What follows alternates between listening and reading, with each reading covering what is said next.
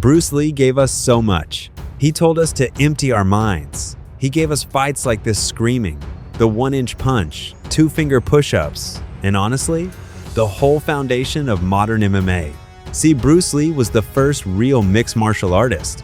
He figured out something that nobody else was really saying out loud back then, that there are a million different ways to fight. And the best style is having no style at all. I do not believe in styles anymore. Be formless, shapeless, like water.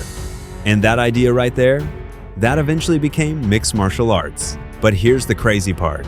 From the moment Lee hit the big time with this fight, his career lasted just 21 months. And it was a roller coaster fame, drug problems, and an ending that still leaves people scratching their heads to this day. Are you satisfied with the official reasons given for your brother's death? Yes and no. Knowing Hong Kong myself, with so many weird people, especially Bruce's friends, some of them, it's just like a mystery to me too, in a way. Hey, I'm Ming. I dig into brilliant, flawed people and the work they leave behind. And the wildly inspiring story of Bruce Lee? It actually kicks off with a gang fight. Bruce kind of grew up as a violent kid. He was always getting into fights and things like that. And one day, he and his buddy were in a restaurant eating. And after the meal, they came out and got surrounded by a rival gang. Somehow they got into a fight, and luckily at that point in time, we had a driver at home, and he came at the right time, right place, and the gang, seeing the car coming, they just took off. And that scare is what pushed Bruce to start learning Kung Fu, so he could protect himself down the road. Yes, when he was 13 years old, he started with Yip Man, a Chinese instructor. Now Yip Man, who'd later get famously played by Donnie Yen, was a master of Wing Chun.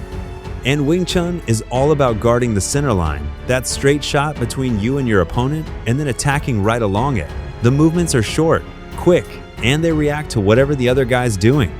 And according to Bruce, Professor Yip Man would come up to me and say, "Relax and calm your mind. Forget about yourself and follow the opponent's movement. Above all, learn the art of detachment." But here's the thing, Bruce was an aggressive kid, and this was tough for him to wrap his head around.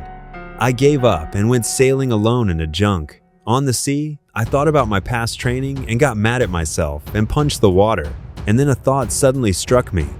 Wasn't this water the very essence of Kung Fu?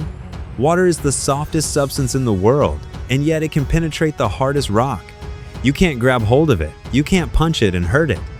So every Kung Fu man is trying to do exactly that, to be soft like water, flexible, and adapt to the opponent. Beautiful stuff, right? But while Lee would spend his whole life refining that philosophy, the teenage version of him was still, well, a bit of a handful. He landed on a police list of juvenile delinquents, got kicked out of Catholic school for pulling a knife on his gym teacher, and at 18, after yet another gang fight, his mom basically said enough and shipped him off. And when did you leave Hong Kong? 1959, when I was 18. So he lands in Seattle, Washington, and moves in with a family friend, a restaurant owner named Ruby Chow. He waits tables at her place, teaches cha-cha dancing to a group of Chinese girls, and he throws himself into American life so hard that, and I'm not making this up, he even gets circumcised. His reasoning? It's what they do in America. I'm American. I want to look the part. I mean, that's commitment. And you went to college in the United States? Yes. And what did you study? Philosophy. While he's at the University of Washington, Lee starts teaching his own students a style he calls Jun Fan Gung Fu, or basically Bruce Lee Kung Fu. And over time, this evolves into Jeet Kune Do, the way of the intercepting fist. It takes that close-range Wing Chun and blends in techniques from boxing, wrestling, judo, jiu-jitsu, and Chinese styles like praying mantis. I do not believe in styles anymore. I do not believe that there is such a thing as a Chinese way of fighting or a Japanese way of fighting. Basically, we have only 2 hands and 2 feet. If you just say, well, here I am. As a human being, how can I express myself totally and completely? You won't create a style, because a style is a crystallization. It's a process of continuing growth. And this is exactly why the Chinese martial arts community couldn't stand Bruce. There was a thing about loyalty in martial arts.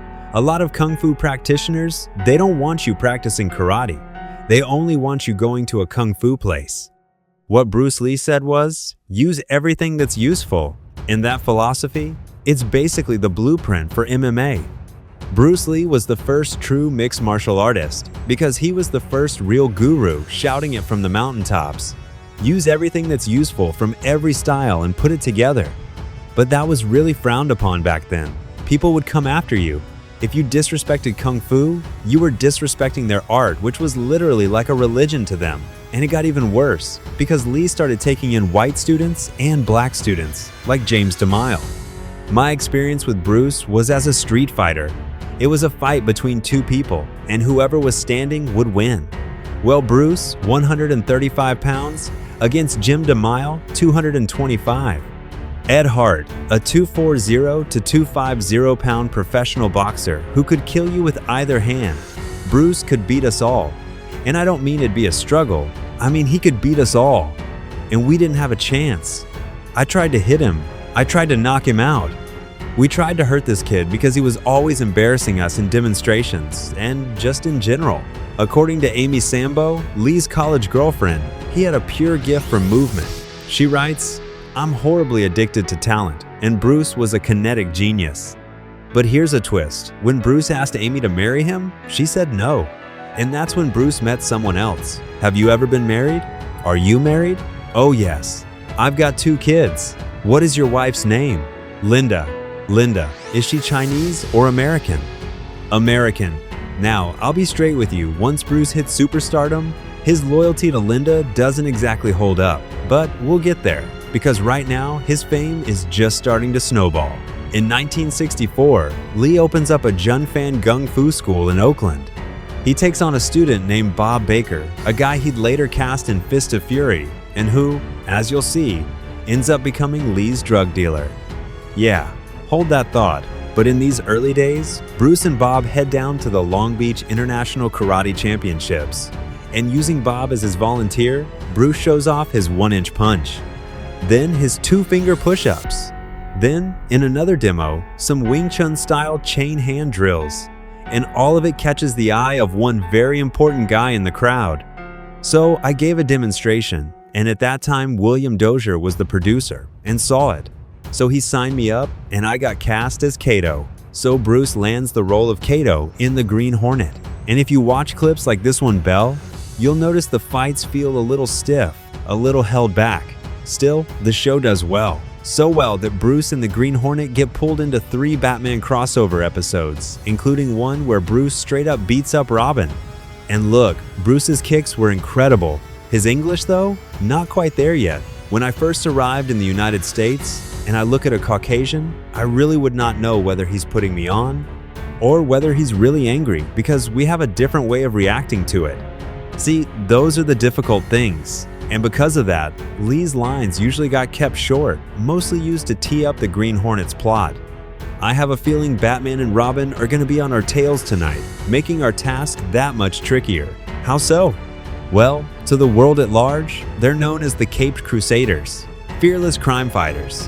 Whereas, due to the nature of our operation, that same world looks on us as criminals. Only a very few know different. Sure does sound tricky. Now, the Green Hornet doesn't turn Bruce into an action star. Not yet. But what it does do is bring him some serious celebrity clients. James Garner, Roman Polanski, and Kareem Abdul-Jabbar all lining up to learn Kung Fu from him. Of all your students, who adapted best to this form of exercise and defense as a fighter? Steve McQueen. That son of a gun's got the toughness in him. He'd say, "All right, baby, here I am, man," and he'll do it. Now, James Coburn, he's a peace-loving man. He appreciates the philosophical part of it. And honestly, if you watch Lee's training tapes with Coburn, you can just tell how much the guy loved teaching. Now, the foot at the ending position, on impact, it's kind of dangling a little bit. Watch it now. Right, watch this now in slow motion. Boom, and boom. Here we go. And 2, and 3. Now you're more in control. Now he's paying me to show him, in combative form, the art of expressing the human body. Through that teaching network, Bruce lands a role as a martial arts instructor on the show Longstreet, and for the first time ever, he's basically playing himself. When I count to 3, exhale strongly. I'll be kicking you. Okay? Ready? 1, 2, 3. Now what is this thing you do? In Cantonese, the way of the intercepting fist. Intercepting fist, huh? Or foot? Come on, touch me any way you can. Your attack offers me a chance to intercept you. In this case, I'm using my longest weapon, my sidekick, against the nearest target, your kneecap. But even with Longstreet doing well, the big studios still weren't ready to cast Bruce as an action lead. They saw it as too risky, business-wise. And honestly, I don't blame them. I mean, if a foreigner came over and became a star, if I were the guy with the money, I'd probably have my own worries about whether the public would accept it. But that's all right, because if you honestly express yourself, it doesn't matter. And that mindset is exactly why Bruce did what he did next. He packed up, went back to Hong Kong, and made the movie that would change everything. In The Big Boss, Lee uncovers a heroin smuggling operation hidden inside an ice factory, and then proceeds to tear the whole thing apart in one brutal fight after another. He takes on the henchman, then the Big Boss's son, and finally the boss himself, played by Han Ying-chi. To me, a motion picture is motion. You've got to keep the dialogue down to a minimum. In these fight scenes, Lee uses those Wing Chun-style stopping blocks, but he mixes in this theatrical foot fighting and even a lifting move borrowed straight from American pro wrestling. And if you watch his kicks, you'll notice something: he almost always keeps his right foot forward. So almost 80% of his strikes came off the front leg and front hand. Because he figured if you're right-handed, that's your most powerful punch. Your right leg delivers your strongest kick. And since the left hand was weaker, you'd hold it back to generate extra power. Pound for pound, he's one of the hardest punchers you'll ever meet. And of course, Kung Fu is very tricky. Chinese martial arts always strike low, then rise back up. There's the finger jab, the straight punch, the back fist, and then those low kicks that drive straight toward the groin before coming back up. After Bruce basically unloads every technique in his arsenal, the whole scene climaxes with this crazy sequence. The villain throws a knife, Bruce kicks it right back, and finishes him off with finger strikes. And yeah, it's completely over the top. But that's Bruce Lee. That's the whole appeal. And suddenly, on the strength of one picture, you become a superstar. Everybody knows you. You get mobbed in the street. But here's what nobody realized at the time. From the moment Bruce became famous, he had just 21 months left in his career and in his life. So what are you gonna do? Are you gonna be a superstar here or over in the States? Or both? Well, first of all, the word superstar really turns me off. Because the word star, man, it's an illusion. You should look at yourself as an actor, man. Let's get back to the question. Are you gonna stay in Hong Kong and be famous? Go to the US and be famous? Or try to have the best of both worlds? His next film would earn him fame just about everywhere. But Bruce also had a personal mission driving him. I've already made up my mind that in the United States, I think the genuine Oriental character and spirit should be properly shown to audiences. That film was Fist of Fury, released in the US as The Chinese Connection. Bruce plays a kung fu student whose master gets murdered by a rival Japanese dojo, which sends him down a path of revenge. Whenever you're ready, I'll take on any Japanese master. Just like in The Big Boss, Lee mows through the underlings first. And in moments like this, his piercing stare almost slows down time itself. Water can flow gently, or it can crash down with overwhelming force. And right before he strikes, at lightning speed, you feel that shift. Honestly, it's a refreshing change from all those one-note go-go-go martial arts movies of the era. That said, in Fist of Fury, the fights are pretty one-sided. Bruce completely destroys the Japanese headmaster. And later, he takes out the Russian fighter Petrov played, once again, by Bob Baker with a fast kick to the head and a chop to the neck. But Bruce wouldn't have it so easy when he stepped in the ring with Chuck Norris. I'd seen his first two movies, and I told him, the guys you fight don't even have a chance. They don't even touch you. And he said, no, we'll make this one a back and forth battle. So we filmed the fight with both men trading blows, and it became a classic. Before that legendary showdown in Way of the Dragon, Norris made one thing crystal clear. He wanted real respect in the matchup. Look, I was a professional fighter. I fought professionally. Hitting a punching bag is one thing. Getting in the ring and having someone hit you back, That's a whole different story. Hey, I know. Believe me. Laughter. In the scene, Lee and Norris go through their warm-ups, and Lee's stretching honestly borders on human origami. Then a cat, yes, an actual cat, signals the start of the fight. And here's the kicker. Unlike Bruce's earlier films, Norris lands the first several solid hits. He knocks Bruce down with a spinning hook kick, tags him again, before Bruce finally starts landing kicks of his own. By the end, both men are gassed, and the whole thing turns messy, ugly, and brutally real. And when it's finally over, Bruce lays Norris down gently and covers him out of mutual respect, which, I gotta say, is such a classy touch. When Way of the Dragon came out, it grossed $130 million off a tiny $130,000 budget. But behind all this success, Bruce was starting to spiral. Now before we go on, fair warning, this next part gets pretty heavy.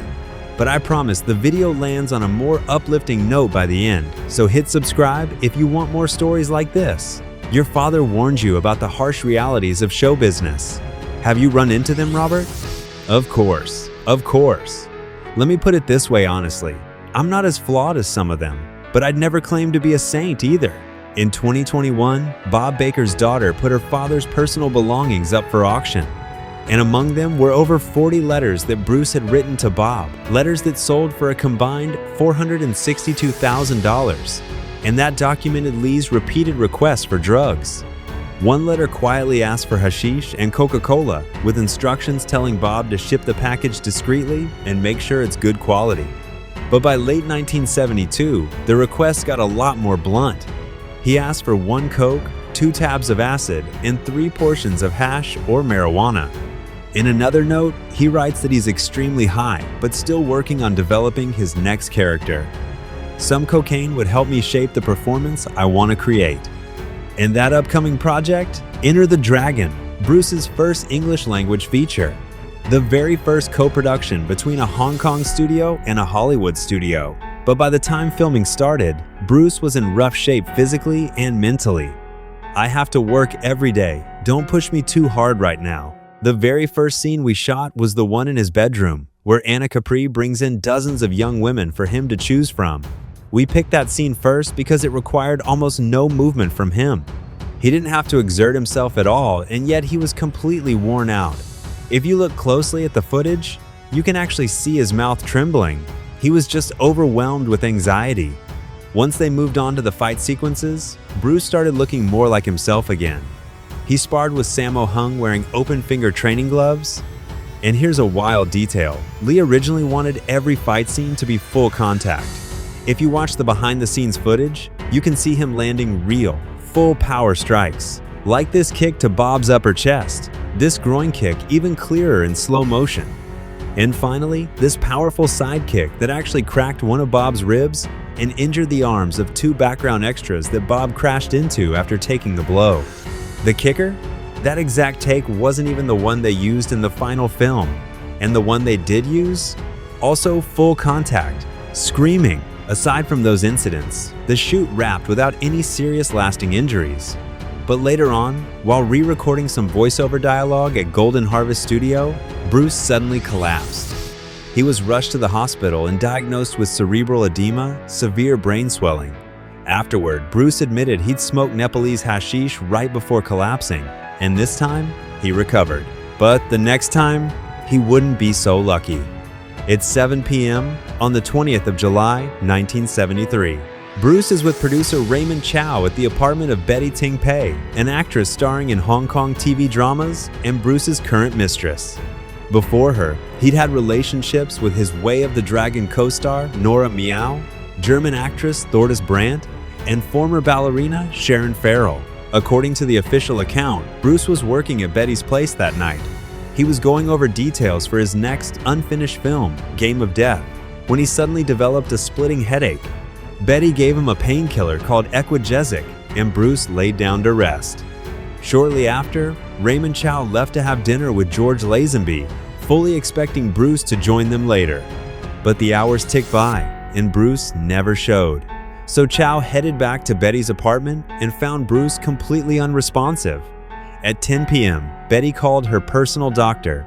He couldn't revive him, Bruce was rushed by ambulance to the hospital, where he was pronounced dead on arrival. He was just 32 years old, and given everything surrounding that night, no single theory has ever fully explained what really happened. I don't want to ask a painful question, but are you satisfied with the official cause listed for your brother's passing? Robert, yes and no. I've read the full autopsy report, and officially, he really did die of cerebral edema, exactly as they said. But having lived in Hong Kong myself, surrounded by all these different people, all sorts of mysterious characters, especially many of Bruce's close friends, honestly, it remains a complete mystery to me in a lot of ways. And that lingering mystery? It only deepened once Enter the Dragon hit theaters worldwide and cemented Bruce as an immortal legend. I remember I was living in Hollywood, and we drove past Grauman's Chinese Theater. There was this enormous line stretched out for Enter the Dragon, and then I realized that line wasn't even for the screening starting in 30 minutes. It was for the show 2.5 hours later. I was absolutely stunned. Bruce Lee's greatest cinematic masterpiece, Enter the Dragon. And here's the beautiful irony of it all. Bruce never actually set out to become a global superstar, but that's exactly what he became. Martial arts cinema got its first, and still greatest, icon. He burned brighter and more intensely than anyone the world had ever seen. He redefined combat arts forever, and in less than 2 years, he pulled off his lifelong mission, bringing Eastern culture and martial arts into mainstream global entertainment. Do you still consider yourself Chinese, or do you ever see yourself as North American? You know what I want to regard myself as? Simply a human being. Under the entire sky, beneath heaven, mankind is just one big family. It just happens that people come in different forms and backgrounds. Now, if you enjoyed this one, you're gonna love our stories about Jackie Chan's time working alongside Bruce, or these legendary fight scenes that launched a whole bunch of careers. And for more tales of brilliant, flawed visionaries and the legacies they left behind, go ahead and subscribe.